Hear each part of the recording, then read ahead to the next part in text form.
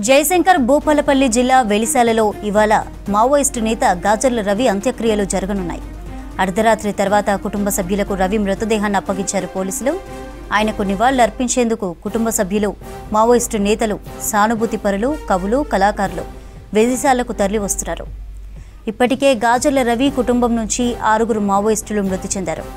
గాజర్ల రవిది బూటకపు ఎన్కౌంటర్ అని, విచారణ చేపట్టాలని ప్రజా సంఘాలు డిమాండ్ చేస్తున్నాయి.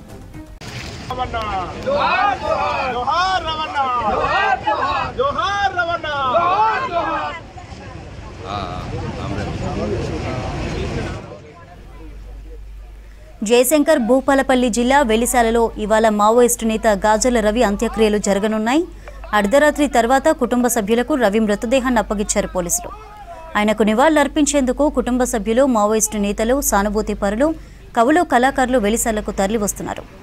ఇప్పటికే గాజర్ల రవి కుటుంబం నుంచి 6 మావోయిస్టులు మృతి చెందారు. గాజర్ల రవిది బూటకపు ఎన్కౌంటర్ అని, విచారణ చేపట్టాలని ప్రజా సంఘాలు డిమాండ్ చేస్తున్నాయి.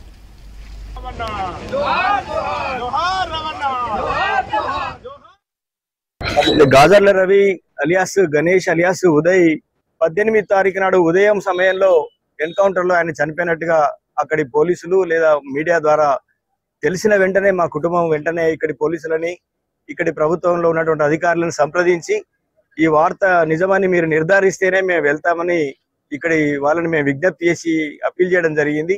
మధ్యాహ్నం వరకు కూడా వాళ్ళు డెడ్ బాడీస్ ఇవ్వకుండా కాలయాపన చేస్తూ వచ్చారు.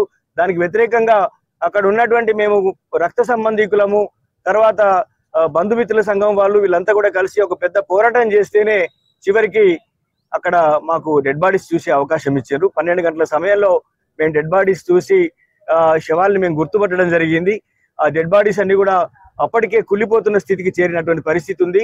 వాళ్ళు ఏ రోజైతే ముందు రోజు ఎన్కౌంటర్ జరిగిందని చెప్తున్నదో దానికంటే ముందే ఎప్పుడో వాళ్ళని పట్టుకొని హత్య చేసినట్టుగా ఆ శవాల్ని చూస్తేనే అర్థమవుతున్న పరిస్థితి ఉంది. కనీసము ఎంత అమానవీయంగా అంటే వాళ్ళు అధికారులు చెప్తున్నది ఒకటి, చేసేది ఒకటిగా అక్కడ వాతావరణం కనిపించింది.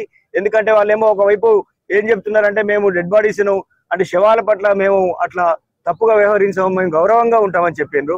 కానీ మేము హాస్పిటల్ లోపలికి వెళ్లే వరకు కూడా వాటిని కనీసం ఫ్రీజర్ లాంటి వాటిలలో కూడా ఉంచకుండా అప్పటికే శవాలు కులిపోయే లాంటి వాతావరణం కల్పించారు.